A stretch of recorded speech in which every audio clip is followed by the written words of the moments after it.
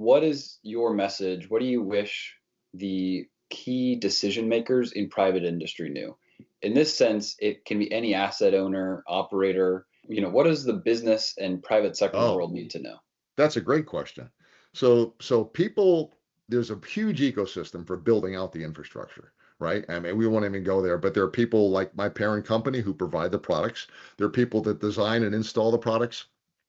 The entire ecosystem needs to be aware of this, and they can figure out ways to monetize. They can figure out ways to differentiate themselves from their Mhm. competition by telling the end customer, hey, I can design it in this way for you. Wouldn't you like to do this, end customer? You can get a better ROI and other things like that. So really, I have a strong desire, and so this is a pitch to your audience, to work with large utility energy providers and develop the validated business cases specific to them so they Mhm. can justify internally CapEx savings, OpEx savings, life safety improvement relative to the cost of this technology. Because the business case is huge, as you might imagine, Yeah. for doing this. So I'm a technology guy, so I can jump up and down all day and say, look how great this technology works. Yeah. But I'm also a business guy. And for this to scale, it has to make economic sense. The Yeah. economic sense makes perfect sense. It just needs to be validated for each entity. That was longer than 60 seconds. What's your third one? No, that's okay, because I have a follow-up to it, which is to say something you said earlier would be my message to the business community too, and just private decision makers. It sounds like, and you can correct this, it's not complicated for the actual company who's going to be working alongside this. So, in my question about does this take new data scientists and data engineers, and how much of a burden is it?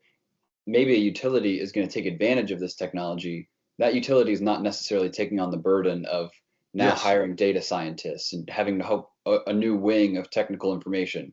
They can get real time usable data that's in a format that works for them. So you put some great time into coming up with awesome questions. So this question, yes, the short answer is for the end user and the one Mhm. who's going to either benefit from a use case standpoint or financially.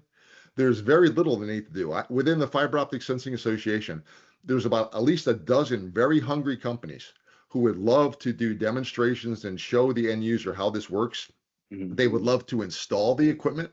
They would love to work individually on whether it's a hardware purchase or a service model, whatever works best for the industry. Let's just take a utility company. A utility company who wanted to implement this, let's say a national or global electrical company, all they got to do is they got to determine what percentage of their routes they'd like to have this on, how the Mhm. business case works for them, and then ask one of the Fiber Optic Sensing Association member companies to come on board and set it up for them, provide the data analysis such that the data can feed into their system. They don't need a staff of engineers who monitor this technology. That's done by the people that produce the technology. So I imagine that operates in some way like a subscription model that you would essentially pay for the service of usable data. There are several ways you can slice this. It's Yeah. a lot of folks in the oil and gas industry, because they're well staffed with engineering, they say, Mhm. sell me the equipment, I'll take care of it, no problem.